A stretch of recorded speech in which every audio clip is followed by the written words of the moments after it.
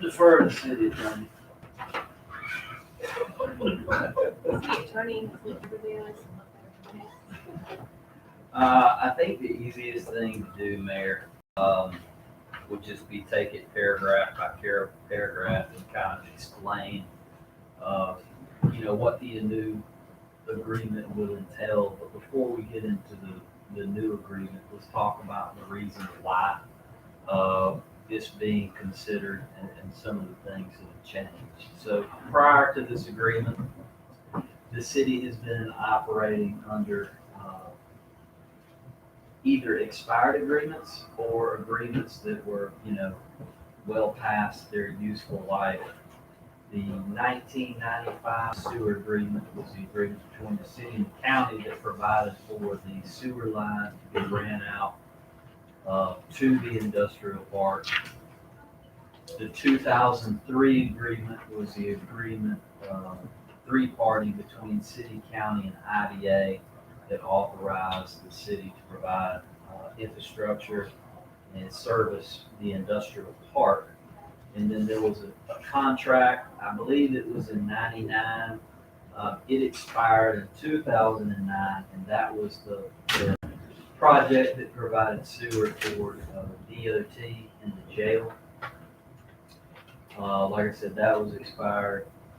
In the construction of that agreement that expired in 2009, there was supposed to be a metering point installed at the lift station out there by Walmart. The purpose of that was to capture the effluent coming from the unincorporated area. There were provisions in the agreement for escalation or CPI increases on the cost of treating that. Long story short, that meter never got in place. From its inception, CPI adjustments never happened. Since then, the north side of the city has developed, and the city has northern sewer effluent that actually feeds in to that lift station by Walmart, which is owned by the county. So that was a little bit troublesome. Also mixed in there was a resolution, I think, where both parties issued support to negotiate in good faith and provided that the city had the authority to provide sewer in the unincorporated area. So with that, we will get into the new agreement, which totally nukes all of the old agreements and the resolution and puts them into a new format, reserve certain pieces of the old agreement, but at the same time sets new standards for how we're going to operate. So I'm not going to really get into the whereases then, unless you think they're important. A lot of those just establish the historical content, the permitting capacities of the both of the sewer plants, and it also lays out the authorization under Georgia law that allows governments to enter into intergovernmental agreements. So general provisions, we'll start there. I think that's 4 pages in. You can read 1.1, 1.2. Not much meat there. Article 2, which starts in section 2.1, references the 1995 agreement. This was the agreement, I believe, that we modified in 2019. This was where the old agreement had allocated, I believe, 48,000 gallons to the unincorporated area to introduce into the system. That was amended in 19. I think it increased that threshold. However, that has been capped out and is no longer relevant. But what the 1995 contract, what we reserved moving forward, was the city's ability to still introduce waste at the city's discretion on that pipeline, as we do own it, but it resides outside of the city proper. 2.5 is where the city still has control of the facilities. We get to determine the daily volume that's introduced, specifically for the airport and other businesses located at or near the industrial park. 2.7 pretty important. It says any and all future industries shall be assessed a tap fee, impact fee if applicable, and the meter set fee. Says what those impact fees are gonna be there for, and it authorizes the mayor and the city council to have discretion to set the fees, which are gonna be based on ERUs or equivalent residential units. Now, let me explain what that means, and it's a new philosophy that I would like to employ moving forward. ERU calculation is a mathematical basis associated with the cost of you doing business. So what we look at is we look at all of the assets the city has, all of the costs for operation of the system, and whatever that cost is broken out over all of our residential units, that is the equivalent of one ERU. So for Jeff's house or Don's house or Lakeitha's house, all those houses are one ERU. So when we have a commercial entity come into town or an industrial entity that comes into town, other than just a standard tap fee that will be established by council would set the ERU value for an industry. So if an industry, based on their sewer output, is equivalent to 100 households, then they would be responsible for paying 100 times what that ERU is. So if the ERU is $100 for a household, and an industry uses 100 times that much, they would pay 100 times 100. Does that make sense? So we're moving to an ERU methodology, which we're currently working on right now, and hope to have that to be able to present to council. 2.12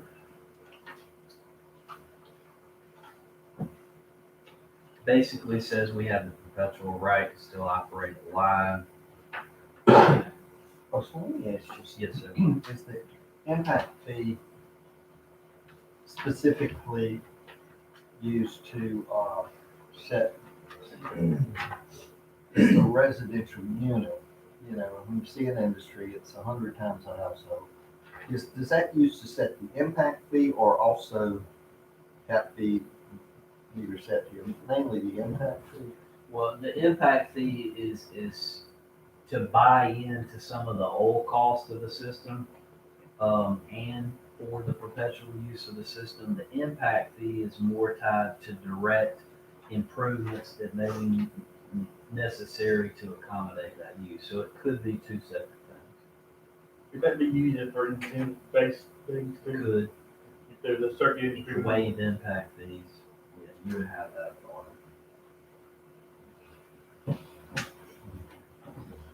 2.13 makes reference to the 2003 agreement. That was the three-party agreement between the city, the county, and the IDA for servicing the industrial park.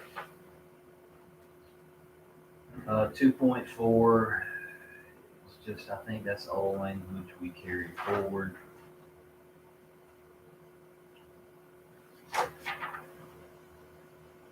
Two point 1.17 is a new ad, and that's unique. Under the old 2003 agreement, the city was responsible for all of the infrastructure costs out in the park.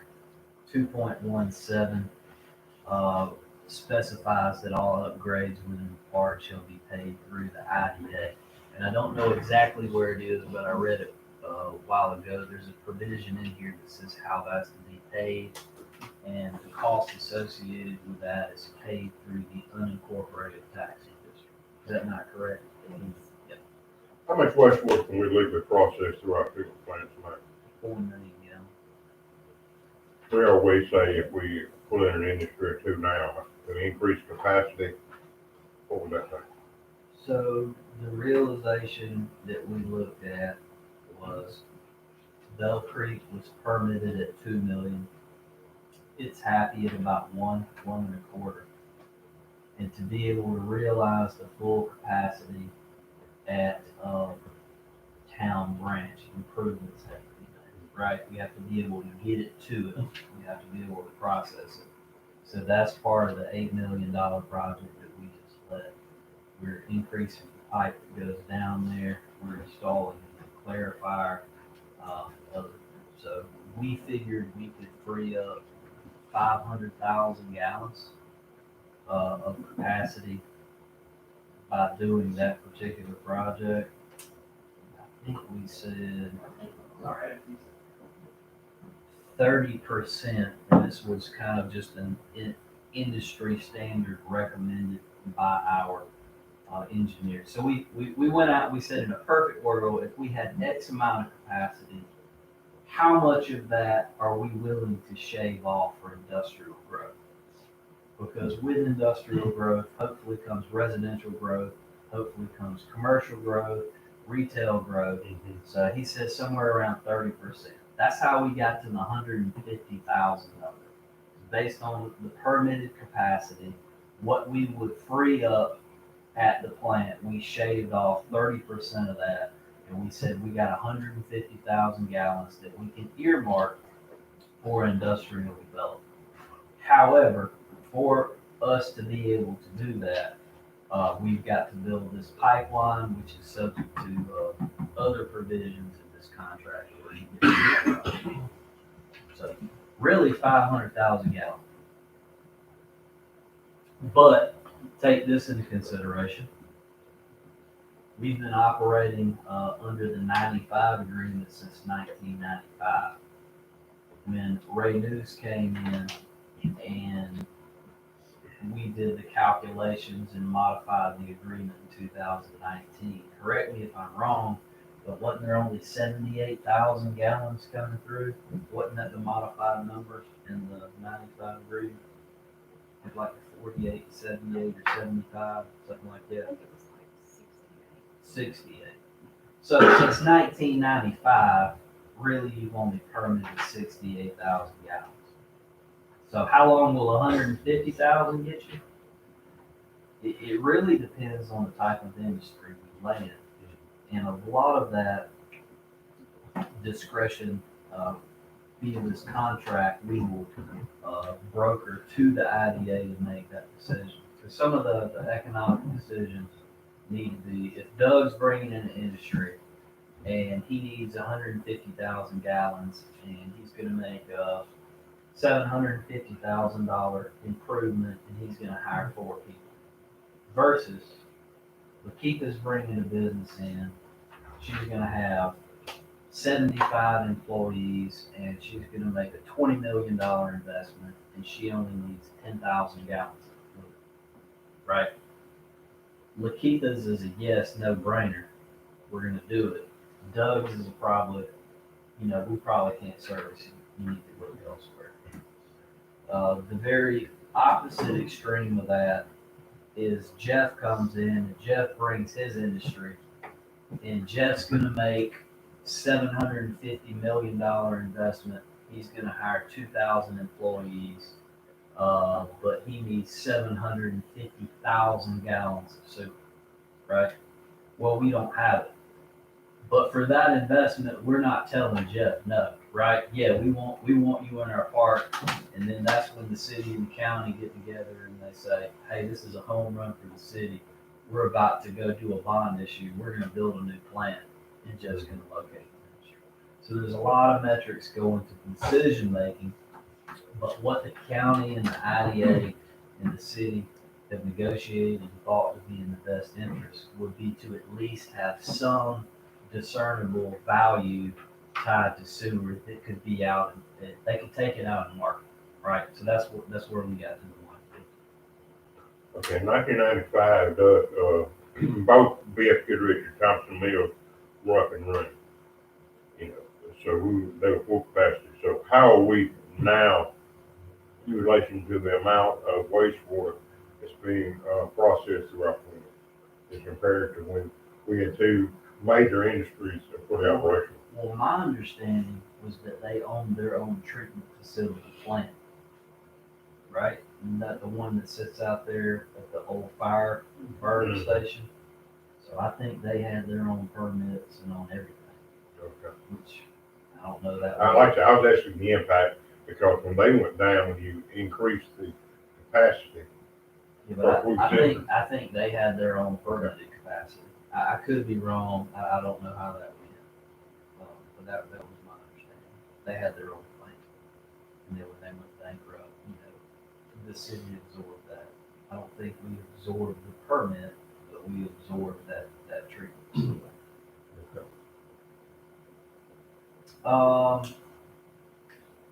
Article 3 starts with 3.1. That is the agreement for 19 North Sewer that expired.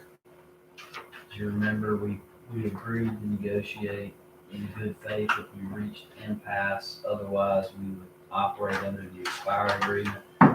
This redoes that agreement. 3.2 just makes reference to the sewer pumping station. Part of this agreement requires that the county turn over that lift station to the city. So the parameters that are outlined in here are the city takes ownership of that lift station. The county conveys all of the easements and rights of access to that facility, including some improvements to the road that goes in there. In exchange, the city will purchase a pump that they've already bought for the facility, and it will roll into our inventory. The reason I'm requesting that from the county and the city to take on ownership is just due to the fact that most of the sewer that hits that pump facility comes from city development. So we have a lot of the city sewer is falling into the county's lift station, and they currently own, operate, maintain it. But once it's under our ownership, then correct me if I'm wrong, there's provisions in this contract that require the installation of a meter, right? I think that's 3.6. Metering device of the city's choice shall be installed to meter the effluent coming into the facility that will belong to the city. They have 45 days to make that happen. 3.7 is a replacement of that. 3.8 is to check the validity of the meter.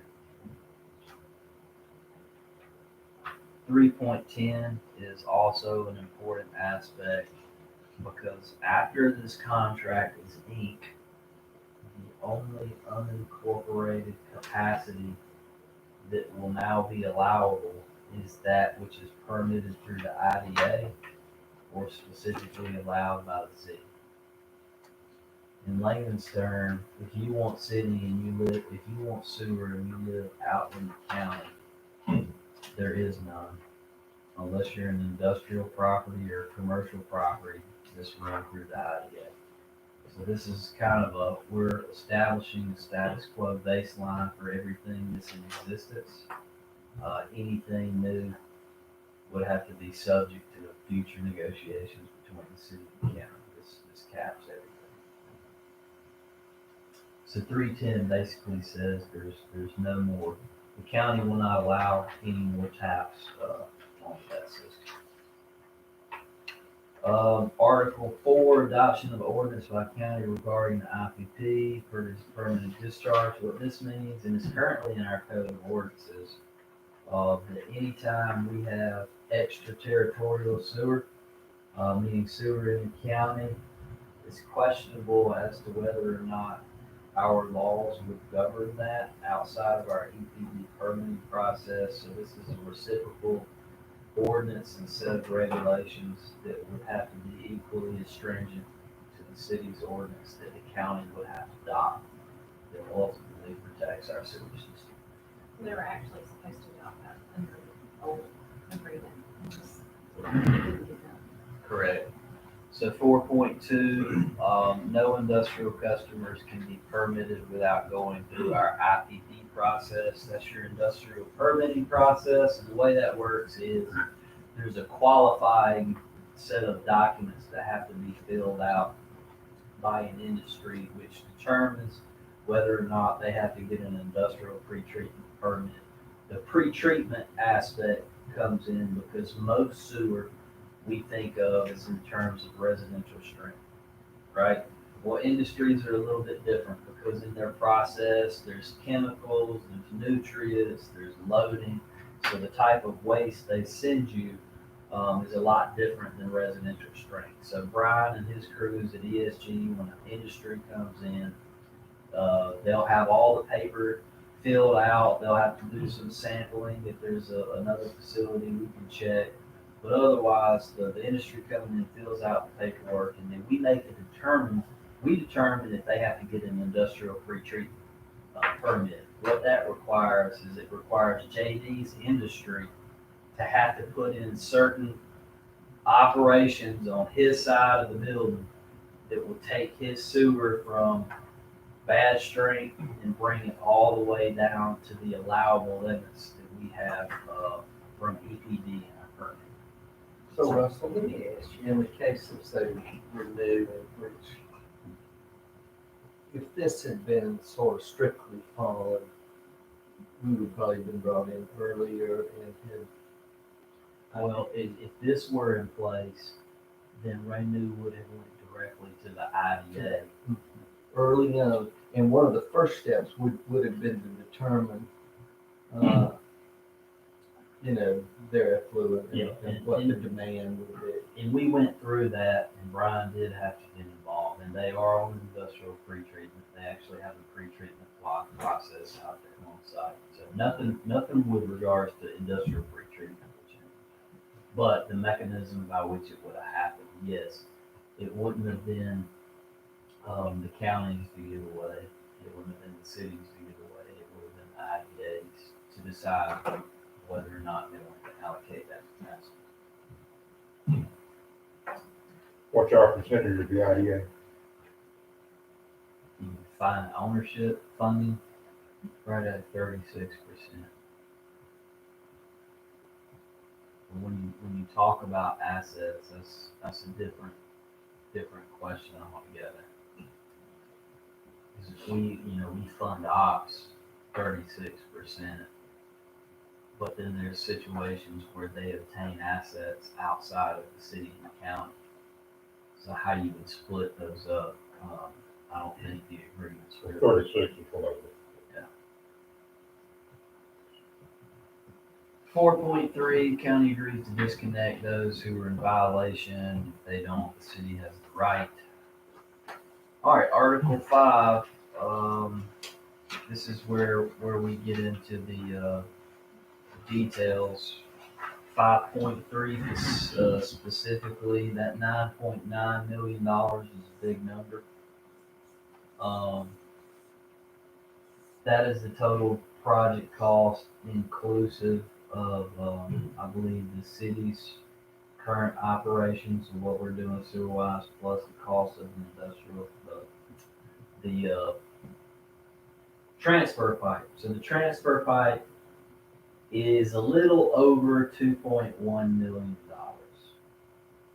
What we wanted to do was use the construction estimates that were generated over a year ago in the document as to not muddle things because those numbers have been passed around. So that $2,945,000 number, that was the unfunded balance of the combined project when this whole thing started. We know that total number is going to be a little bit different, and that total overage number is going to be a little bit different because our project came in over the year. However, the terms that were established in the last sentence in 5.3, the county's piece or the unincorporated cost piece is $1,885,000. Part of which is held in a fund balance at the IDA. And you'll notice the language, the unincorporated cost shall not be less than, and the incorporated cost shall not exceed. So what I've done here is I put a cap on the amount of incorporated dollars that we're willing to put in, but there is no cap on the unincorporated dollars. So the city's piece on this transfer pipe will be $1,060,315. Did you make an error? Did you just point that out to me? I did. I'll correct that. I wanna know, please and why. What? Oh, comma. A comma, no comma, it matters. Oh, it does, I see that, I see Come that. They do matter, especially in a price. Decimal points matter too. Yeah. So of the $1,060,000, $333,000 of that is already assigned as fund balance at the IDA, which will be attributable to the city's portion. So we're really looking at a $700,000 funding gap.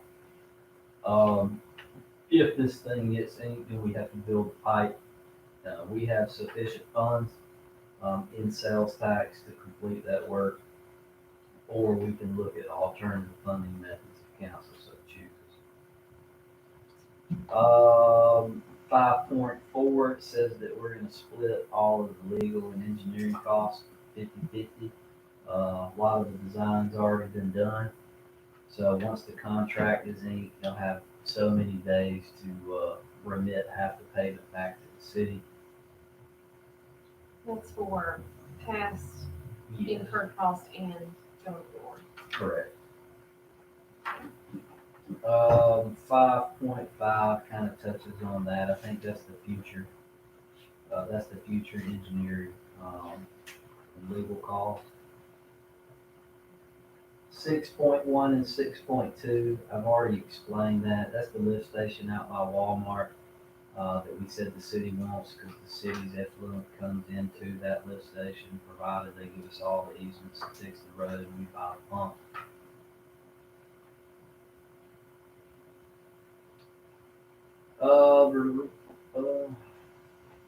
6.3 through 6.6 is just a more detailed explanation of what I just said in layman's When you terms. said a while ago, we won't, we really don't want the pump, we just should take the pump. Well, it's a condition. They've already bought a pump for the lift I mean, for the station. lift station, you said we want the lift, we don't really want the lift station, but we should because it's. We really should. hard. We should. It makes sense because most. It's not like we're getting something we really want, I mean, it's like we're taking something that we should really have liability on. Yes, correct. Sorry if that was misconstrued. All right, 7.1, gets into the actual capacities, the 150,000 gallons, again, which is assignable to the IDA and not by the city or county. That's the last, sentence in 7.1. Again, the 150,000 gallons was a derivative of the percentage allocation off the free and available permitted capacity of 500,000 gallons. 7.2 establishes that the 150, is in addition to the status quo. So we're not gonna count what's currently going through the pipe. This is new sewer that's allowable. 7.3, is a little tricky.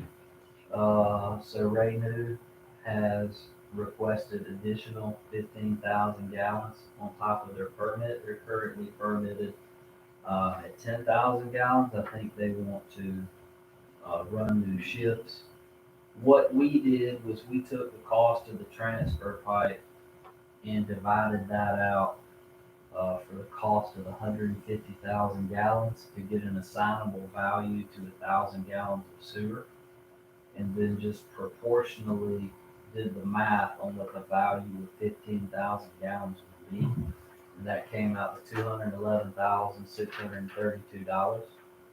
So I met with the IDA board, and this is what I pitched and recommend, is that if this agreement gets signed and the IDA's agreement gets signed and this thing gets built, this new 15,000 gallons comes out of the 150 that's assignable. So they're starting off at 135, not 150.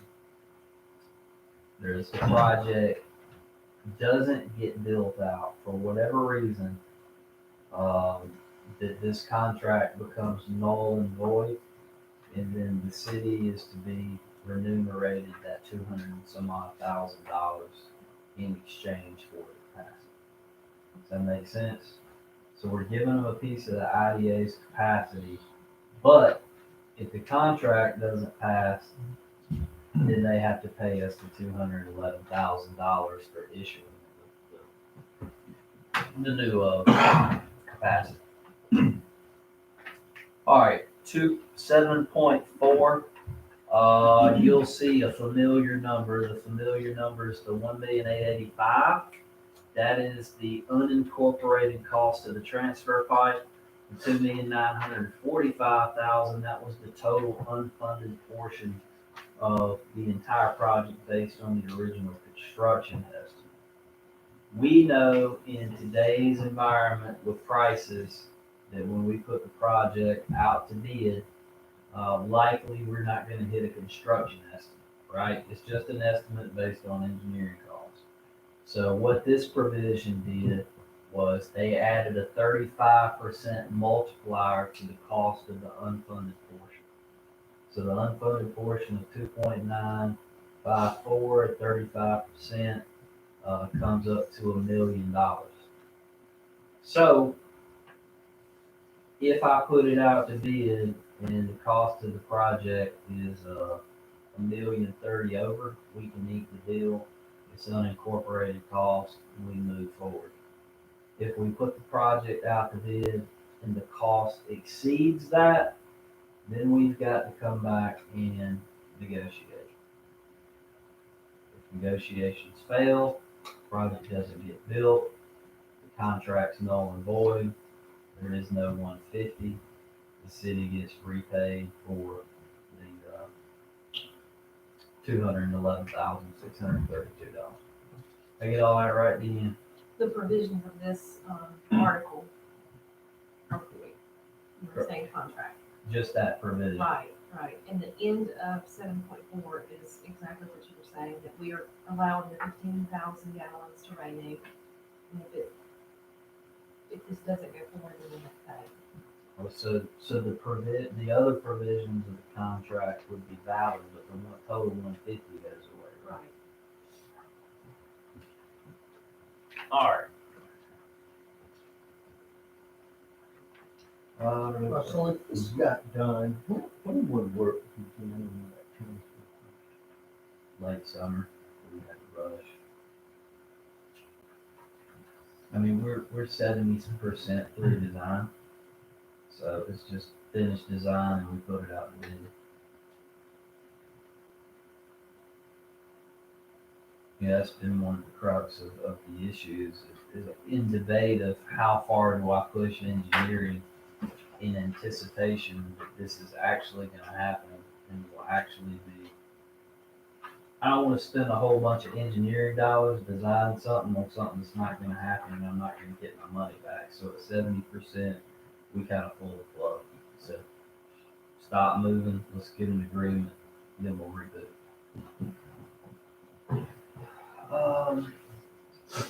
When should it be operational?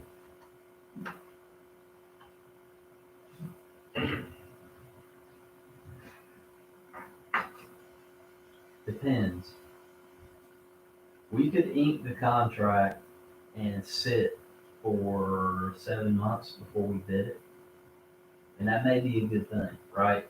Now's a horrible time to bid projects. As long as we got an inked agreement, based on industrial need and growth, I think we kind of wait the market out.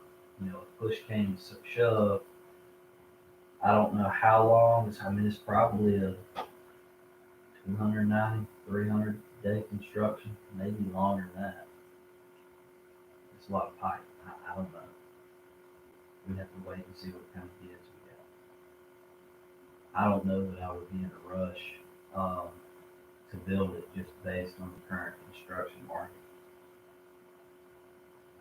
I mean, there's not impending need. You could still go out and market the 150, and if you landed something, we could put the project out to bid. Does that make sense?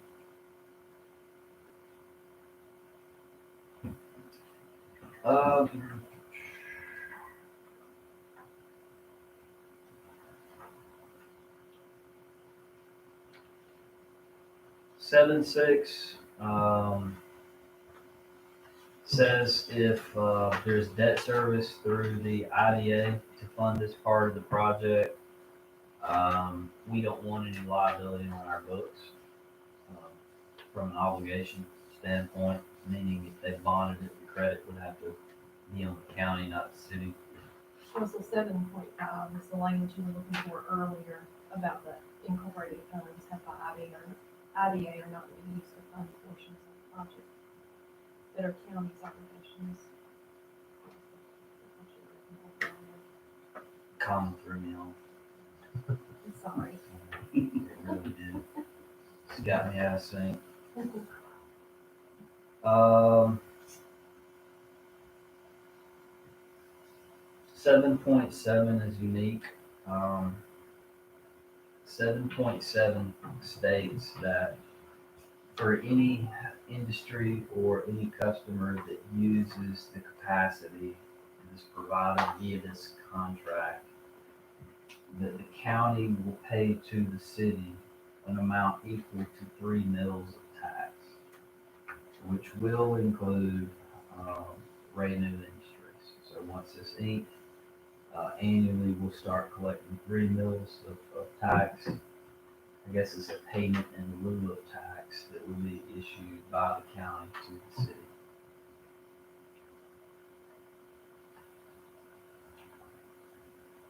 If the taxes are abated through the IDA, then neither party collects. And 7.8 specifies that for any industry in the county where we receive a millage rate payment, then we will provide automatic fire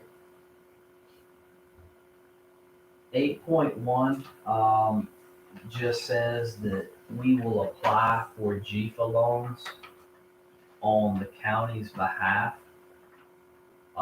They will cash flow that section of the payment, and then we would reimburse them any part of grant we got, and then any debt service that came via that GFA, they would be responsible with. I highly anticipate that this will be a null and void section of the contract, because in talking to the county, I think they anticipate to spend some of their stimulus act money as the county's portion for funding this project. So if that's the case, I'll just stroke a check. What I missed, Dean? The additions we talked about yesterday, that I put in You want to go over that? there, sure. One thing we've got to decide on is the duration of this contract. Per the Constitution, we can enter a contract with the county up to 50 years. Some of the old contracts were for 50 years. That's one of the things we got to decide on. The other was capacity, and whether or not, what happens if EPD changes our capacity, Oh, our yeah. permitted capacity. So Dean and I talked last night, and one of the things that scares me is inking a 50-year contract, not knowing what the EPD is gonna do to our permit over the next 50 years.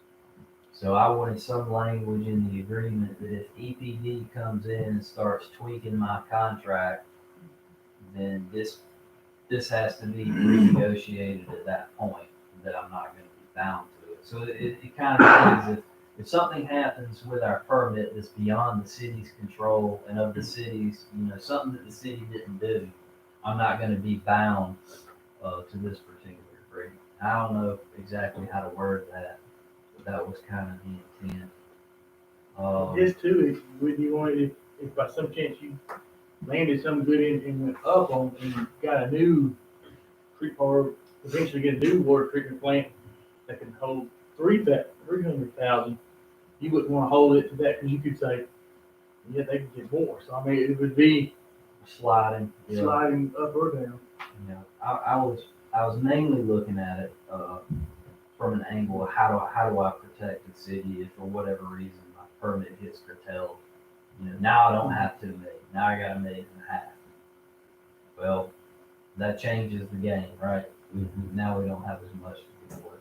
Don't know that would happen, But, you know, every time the permit's renewed, EPD has the ability to change your limits in your permit, and the parameters. So I just would like some language in there that gives the city a little bit of protection, based on anything EPD might do to our permit.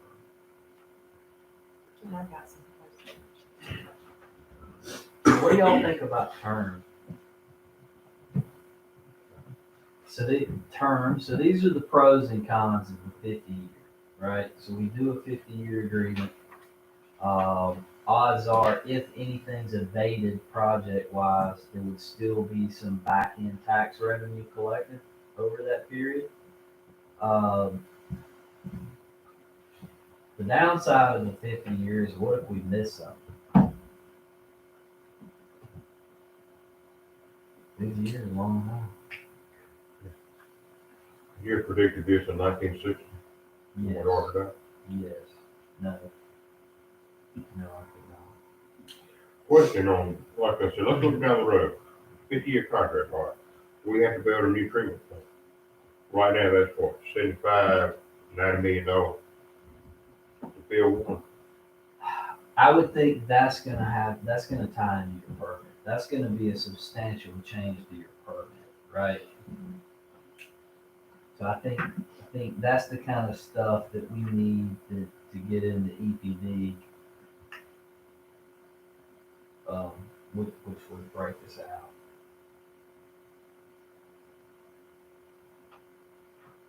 Yeah, I mean, if we have to build a new plant, then we're gonna be back renegotiating, you know, how much of this, you know, do you want county? We're about to build a $20 million treatment plant.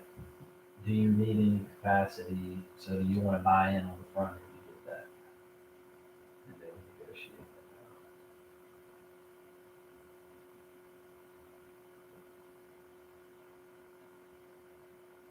Maybe 50-year deal. I think we ain't got room. I didn't suggest that.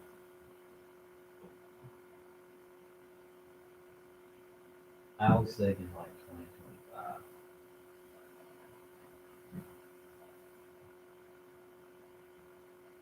I don't have a rhyme or reason. I do know that the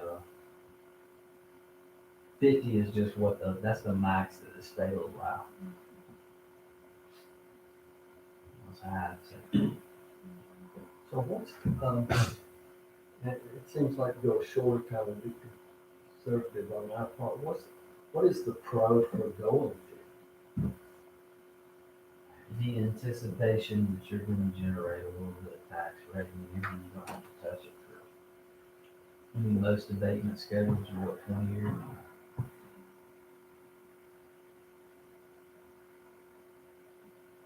Money's gonna have to, 20 years. Do all that stuff over. I don't think I would go 50.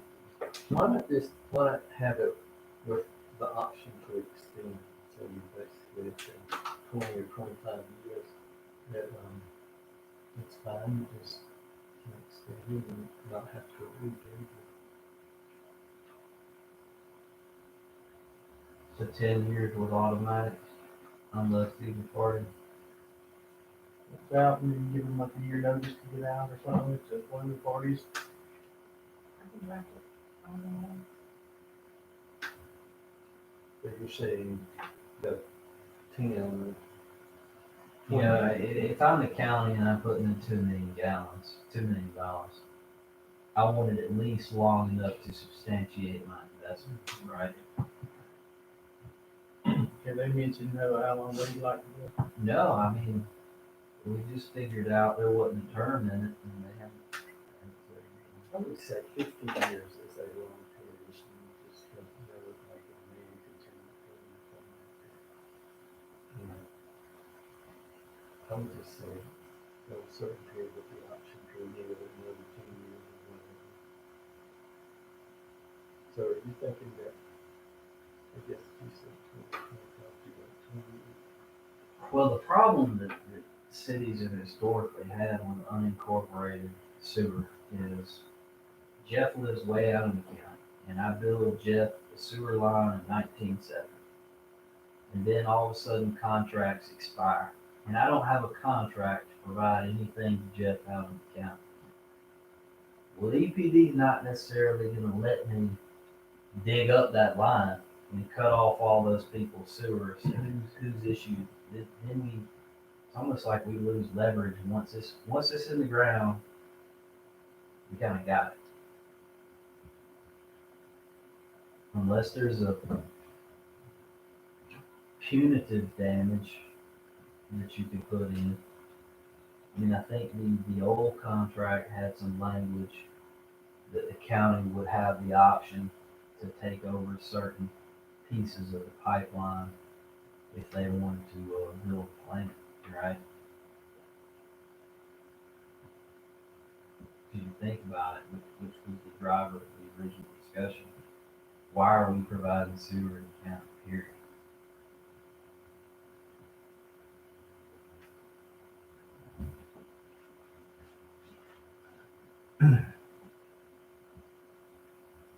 Once you're there, you're there.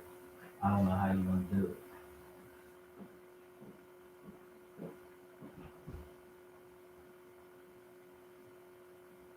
I mean, physically, how to do it is dig a pocket. Y'all have to let me do that.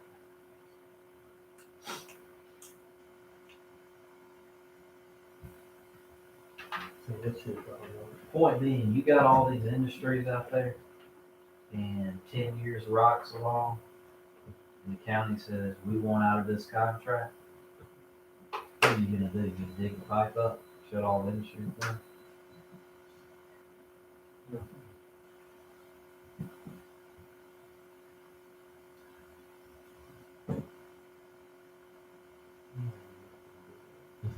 So what leverage do you have? What would be the city's, say in 10 years, the county says, you know what, we gave you 2 million, we don't want to pay you 3 mils on this anymore, we're out. What do you do? That's why you have a 50-year contract.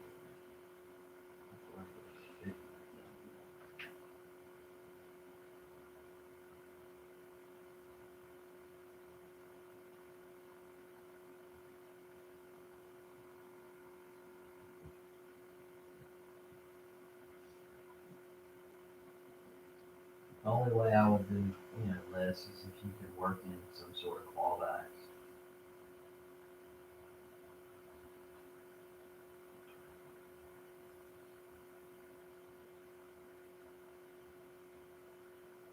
Like Dan said, everything's negotiable. You know, as long as we do leave fallback areas.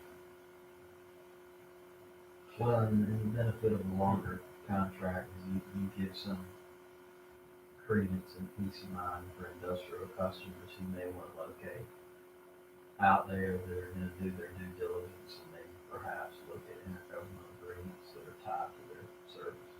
I don't know if they'll do that or not. Well, there's no guarantees that we're not going to renegotiate a portion of this anyway. It's gonna be based on how fast Thomaston grows. When they did all these old agreements, it was kind of status quo. I mean, we had the Thomaston Mills industry and everything kind of stayed the same, but Thomaston's growing, so. And portions of it are probably gonna have to be renegotiated at some point.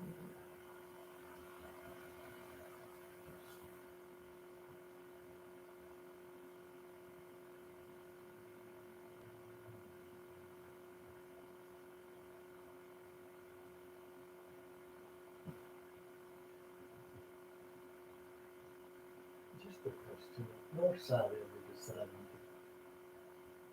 to, be annexed and put in the sewer, we haven't had any estimate of how much capacity is in the north side area.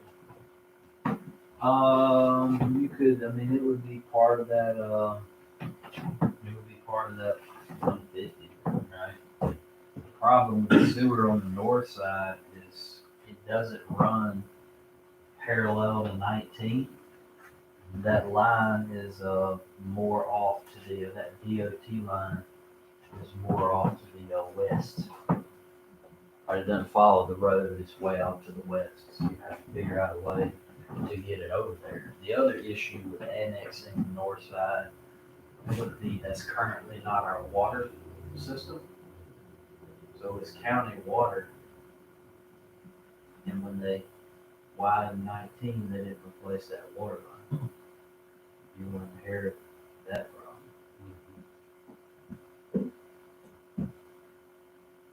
I'm not saying you do what you don't. Those are just some of the challenges we've talked to. I don't know if it would be as easy to sewer that. But it can be done. So But I can't give you a cost. Well, so just for what Dan said, you really don't know if in 15 years you had a number more industries coming in or whatever. Does this provide us the right to go back and renew, or would we just hit that capacity and then just say, okay, we gotta figure out where we go? What we put in the agreement right now is they get 150, which with Rainy getting 15, it's 135, and then there's nothing else. Actually, you would have to be renegotiated if we have additional capacity. So is that in a way a certain protection that we've got this limit on the 150? If ever you have, good or faster pace, you're gonna have to renegotiate. And if we were in a very large, let's say an Amazon or someone else, like this relocated here, how much capacity could we increase to absorb that? But somebody like Amazon might not have much. They might not have, I'm They might just have saying that. a I just threw that out there, but a large entity moved in here. They call them, projects of regional impact rather than a formal act of import. I mean, if you get a game changer, we're gonna build a new plant anyway. Well, that's bottom line, we've always got to keep our eye on the plant, that we're gonna have to build a plant somehow. You're gonna get state money, or you're gonna do a revenue bond based on development, or something you're gonna build. Where would you build it? Town branch. At town branch. You will not build it north side? Too far from the discharge. We understand everything moves north for that line, so.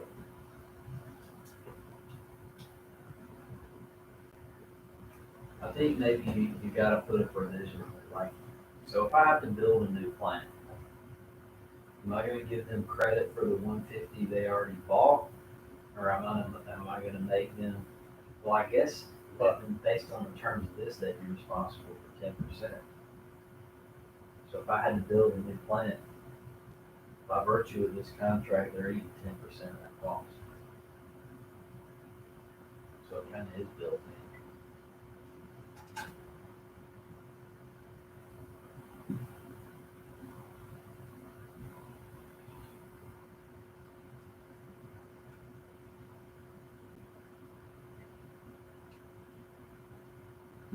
So did we make a decision on the duration?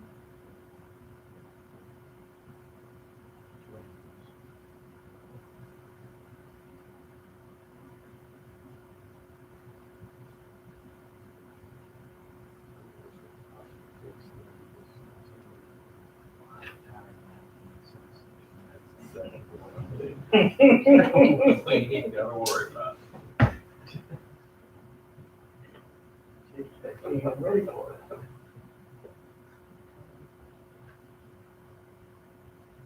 I guess it's up to the ask the county, what they comfortable with, I mean.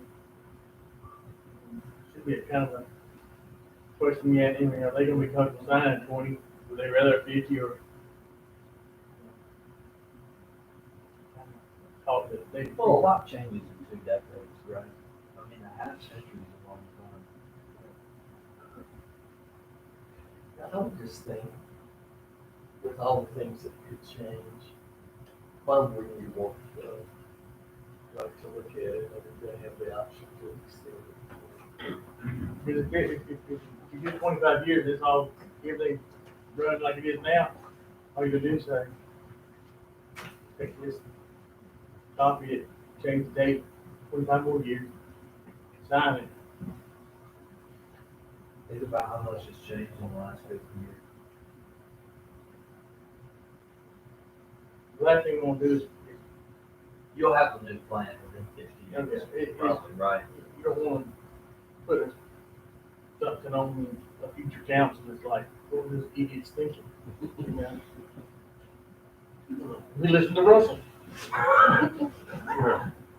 He only had 19 more years left. We're like the people in 1965, we're looking at what we can see in the future, we cannot see. Computer age, we cannot see any of that in the future. Well, your limits are only gonna get tighter, right? They're not gonna get more robust. And as those limits get tighter, you're gonna have to deploy new technologies to treat it, which means you're gonna need a new plant at some point. And is the livable asset of your current facilities gonna last even if parameters didn't change? Probably not.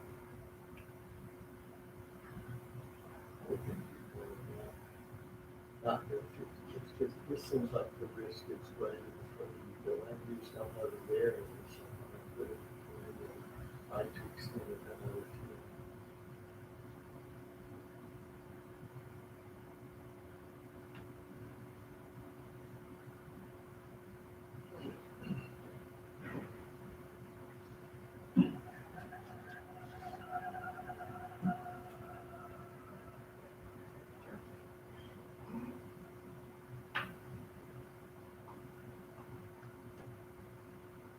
Twenty.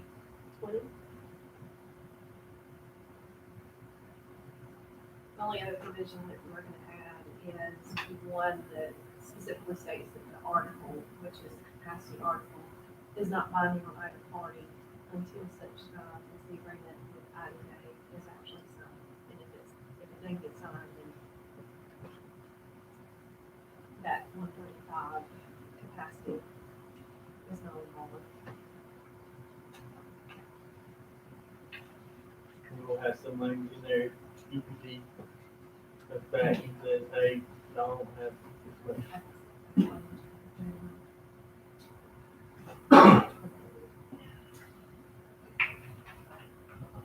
It's just open enough of an agreement so it doesn't back us or the county or IDA to form. Well, it's hard to say that, I mean, you want the terms tight enough that it's fun, so it's hard to say that. You know. We've been working on this, I look back at my the initial notes I took to start this agreement were back in July 1st of last year. So we've been working on this contract for Oh, this sure. year, and it's just evolved. You know what I'm asking, we don't want to paint ourselves in the middle into a corner, where it's unfair to us, unfair to the employee. Well, we have looked at the old agreements and tried to base going forward on some of the things that we have in those agreements that we felt like were kind of binding, and not beneficial, and try to change them in this agreement.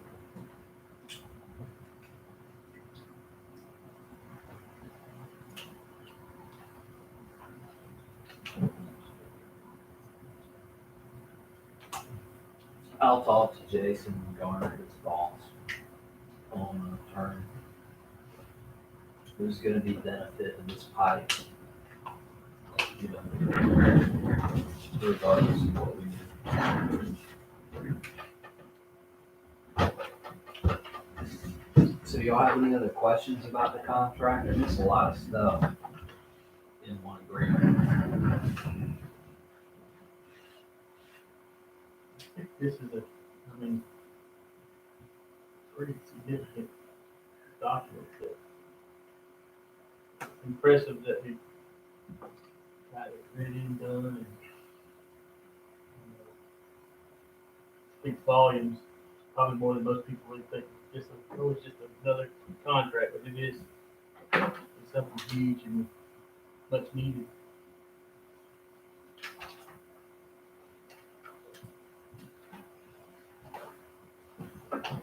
Well, I guess if y'all are agreeable to those terms, think about it between now and the next council meeting.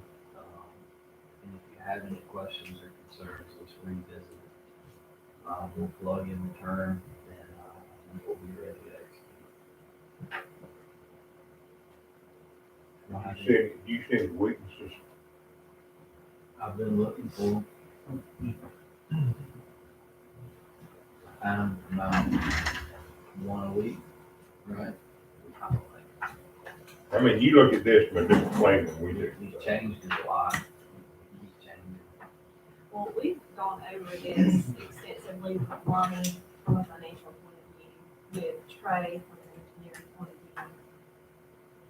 Russell's looked over it numerous times. You know, I've looked at it, revised it. So we've done all the angles that we can think of. And it's meant to be a fair agreement, right? Not one-sided. We protect our interests. The IDA gets what they need. The county funds unincorporated associated costs. So it's meant to be as fair a document to provide the service that we cover.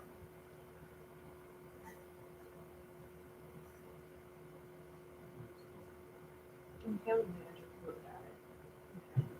Some comments. Some provisions.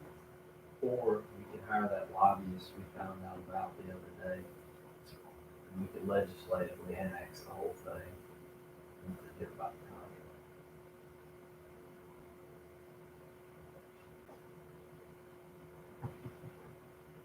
Yeah, but that's good, bad, though.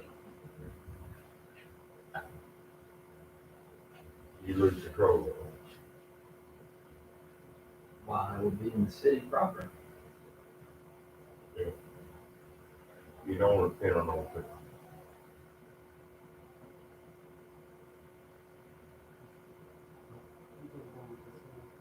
Sure. Next item for council's consideration is, clarification of the intent of the alcohol license moratorium. So, we're currently under this, I can't say the word, I'm gonna call it M. We're currently under M. And M prevents city staff from issuing new licenses or associated permits with the prohibited, descriptive entities that we put in the document, right? So the question is whether that is a prohibition against new structures or new licenses, period. Case in point, Oasis owns a store in Thomaston and she wants to sell it to Don. Don can't get a license at Oasis's store because her type of store is one of the businesses under the M. JD wants to build a new convenience store. It's pretty clear he can't do that because the document says we're not having it. So is the intent to keep JD from having the ability to build a new one? Or is the intent strict as written, just no new licenses for that particular?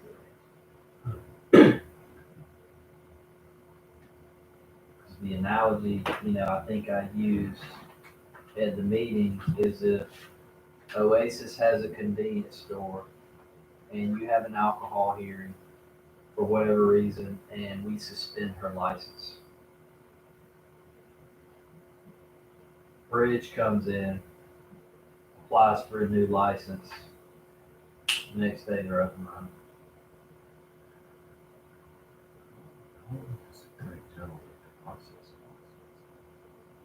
Anything. I mean, it's just fingerprints, background check, and application.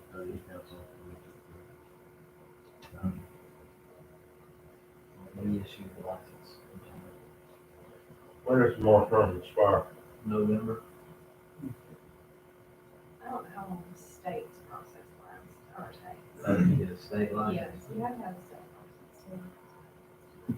I don't know how long that takes. True. And keep in mind, we do have proposed,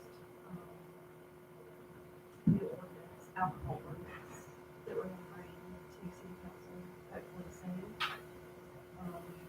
Ours is just really old without much provisions in it. Thing is, we're trying to fix a problem of ordinance that needs to be fixed, brought up to date. Why would you let somebody else jump in there? Using the old thing, that's, I mean, if that was the case, you didn't even need a moratorium, you just keep going like it is until you get the new one. I mean, for me, you set a moratorium to say, hey, let's fix this before it becomes a problem, more of a problem.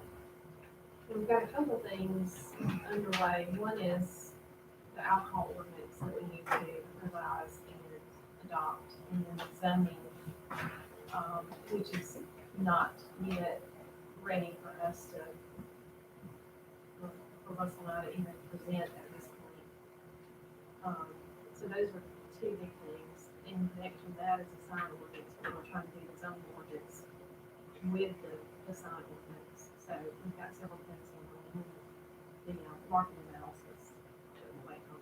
Does our master plan that's being worked on, does it in any way, I know it's gonna have a leakage study up to it, but does it indicate in any way, I mean, I don't know how many new, little convenience stores we've had in the last year. Could it say, you're over capacity? Yeah, I'm gonna ask them specifically Yeah. to include that. Because we may find out that a town like us, a population like us, a density in the town like us is really justifies 10, and we've got 25, then you would say, why do we have that many, and how do you begin to, you know, control that, or put it better? I think we have like 21. Yeah, I was talking to the city manager in Riverdale, and they did that via zoning. They came up with a whole list of businesses. They just said, we don't want any more of these. And they passed it, and they grandfathered in everything else. But once they went away, they were gone. They just didn't permit anymore. So, and, you know, we talk about leakage, wondering, how many people are going outside for something else, but to my knowledge, we never really thought about, is there anything we got too much here? But, so the only part about that, Russell, when you push back those licenses, I guess, is how does somebody who's owned a business understand the risk that they suddenly are put in, that they might not be able to sell that business if it's highly dependent? You're saying that really it's. Well, my position is gonna be that cities do that all the time with non-conforming zoning uses. We change an ordinance and we grandfather you in until you make a change and then you're not grandfathered in. I kind of see it the same way. Businesses don't own licenses, people do. So there's no guarantee. Licenses aren't transferable. They're assigned to people. You can't sell your license.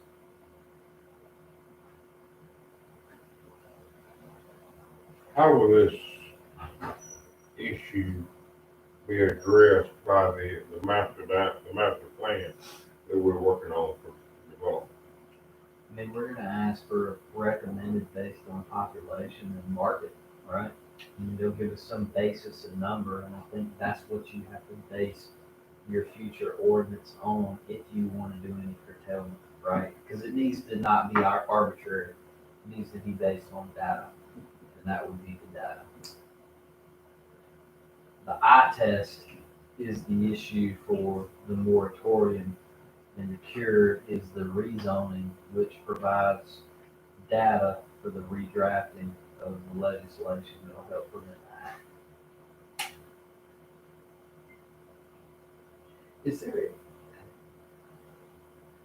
yeah, so somebody mentioned that, they, you know, we're not necessarily out there to permanently ensure the fact that, you know, every business has risk, you know, when they Look at the Keystone Pipeline. We can't, I'm not really sure somebody that you're gonna, this is gonna be a valuable business, you know. But it just seems like the addition to the ones that we've had, you asked the question the other day. I mean, they've been traditional convenience stores here, but it seems like in the last year or so, it's just, one popping up on every other corner. One of the things that we have not discussed that ties into alcohol, not necessarily the moratorium, but we haven't formally discussed is whether or not council is interested in staff drafting an ordinance and preparing ballot language for package store liquor. For package store and liquor. The General Assembly passed Senate Bill 145, which modifies the current law. Used to, you had to have 35% of your registered voters sign a petition. Well, they did three things. They lowered that to 20, and they put a comma in there and said, or via resolution or ordinance. So what that means now is you can draft a resolution or an ordinance, and the question goes on the ballot. We don't have to have a petition. You guys can decide if we want to put that question on the ballot. But if we do that, I need to have a package store ordinance drafted, and Deanne has to have time to prepare the language for the ballot question. August 16th. Let's do August 16th, When would it be put on the ballot? November. How quickly would you need to, I'm sorry, how quickly would you need to draw an ordinance, vote on an ordinance for it to be on the November ballot? August 16th. I'm sorry. And Russell, just as we think about convenience stores, would there be a limit to the number that could be here based on? I'm gonna recommend no more than 2, maybe 1. According to the population, so many number of people. And how would, I think that's what Jackson did. I think they said, we're gonna do 2. And then every time we get 5,000 more people, another license rolls up. How would you determine? Well, I know what I wanna do, I don't know what we can do. I've asked Deanne to look at that. Some cities do a lottery. I would prefer to do it via RFP, meaning we solicit it and you tell us what you're gonna do. And I'm gonna take into consideration what's your square footage, what's your architecture look like, what's your minimum inventory, what's your floor space, do you sell lottery tickets?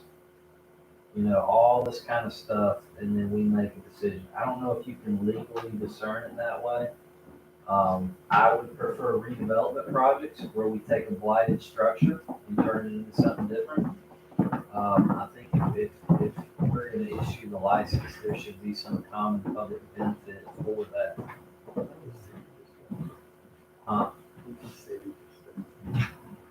I thought about that. Can we own a liquor store? in Canada, the government. If we subsidize the general fund on all the profits, then it's not a proprietary fund. Could I not run it out of the general fund? That was authorities. Alabama. Maybe it's What is that? Maybe so.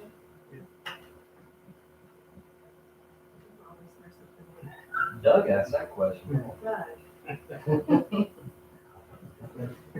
Council would have to work. There'd be no argument. I get the revenue.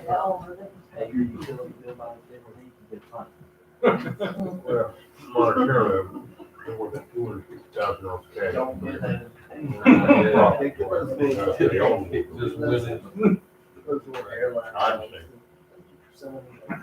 I'm still not. So the question is, you know, I mean, I've asked Deanne to start with. It's been, my position is why not let the voters have the decision? They voted down, they voted down. If they voted in, they voted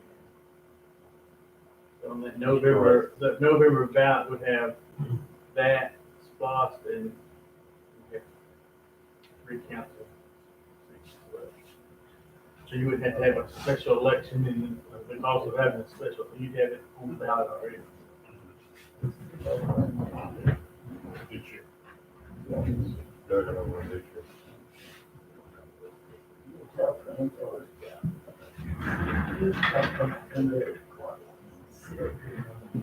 I'll give it to them. in. Think so?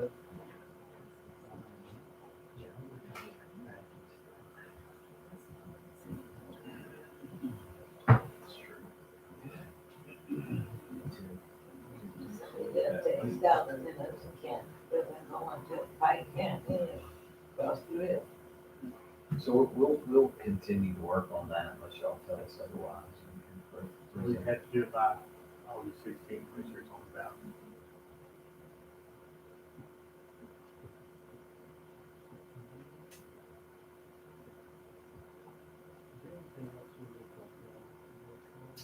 I just need to understand council's intent. Do I continue to administer the moratorium as a preclusion from new licenses, period? Or is that preclusion only assignable to new structures? If we kind of decide, if somebody wanted a building permit, build own, we put That would be structure, right? we said no, because we've got the moratorium covered that. We also consider license. I mean, is there a chance that we have all this stuff before November? Unlikely. It's a pile of work. What do you think? No license. No more. Correct. So if somebody lost their license, not gonna be another issue. Correct. During the moratorium. I guess if something crazy that Doug just had to sell this, they can always petition us on a case by case. I mean, even though you kind of said, no, we're not doing it, I don't think you could. could, No. So, clear. Well, it's gonna end in the. So you were saying the Doug sells his business, then that individual could not get a license? The person sold it to? they couldn't, like, Correct. It's like if I got Georgia season tickets and I die, my kids don't get them. And this is good, the moratorium is up in November. Right?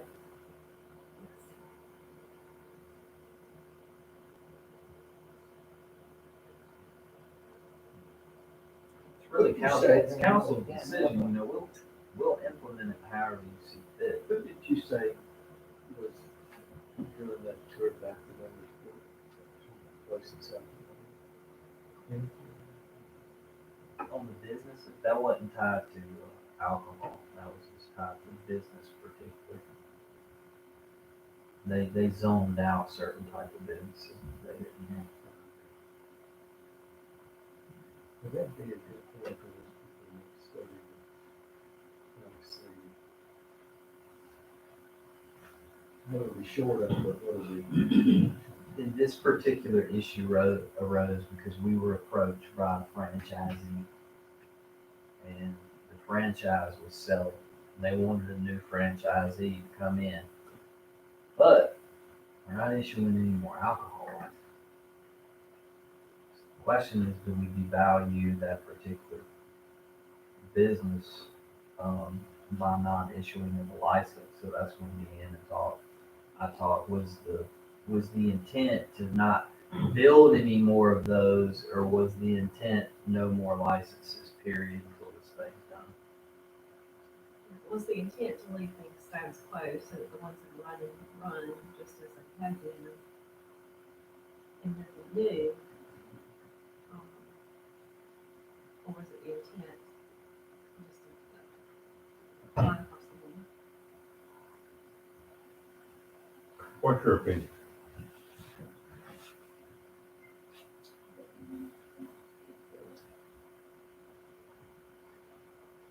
I think, honestly, our stronger argument is gonna be when we get data in that says we have too much going on. We need to curb it. I do understand, if the intent of city council is to, across the board, no licenses, then we have to have cases for that. I guess in my mind, I thought when we did it, I was kind of just thinking, we're gonna maintain the status quo until we have more knowledge to change in the situation. I kind of thought, we're not gonna let anybody new, we're not gonna let anybody come and build a new business, we're not gonna issue any new. In my mind, when I thought about it, I thought, let us get more information to better understand, do we have too many, do we have not enough? And in my mind, if somebody had come up and said, hey, I've got a better opportunity in Texas, I'm gonna sell my business, that we would have allowed that to happen. Initial license for that, you go to the soul food. And you're saying that person who's buying it has gotta go apply for their own license with the state. They do, we don't know if they would already have a license for the state or not, but they have to get a license for the state as well as a local license.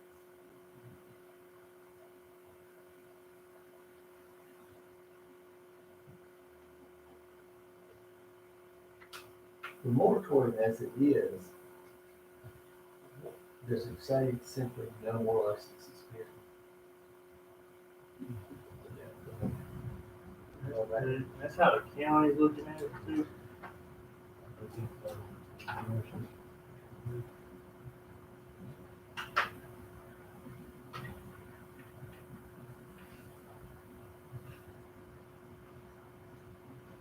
Thoughts?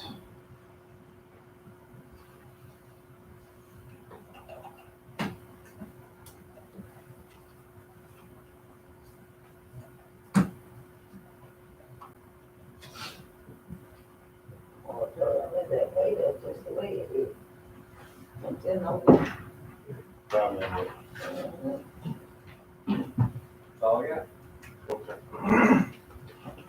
Don't now suspended folks, don't they go, those that with suspended license that first week, can't they start back up? It's the Yeah. 16th, 16th. 16th and 23rd. So she said, so they'll, but I think they were all waiting at one time, so they'll all start back next week after that second week. So the first round should already be back up and running. Yeah, I think that's the way they're doing it. All right, so there's not any other business. Yeah. We have a motion to adjourn. I'm in motion to adjourn. Second. Oasis.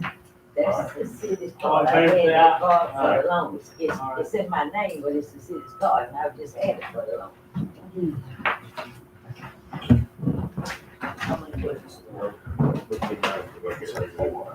Four.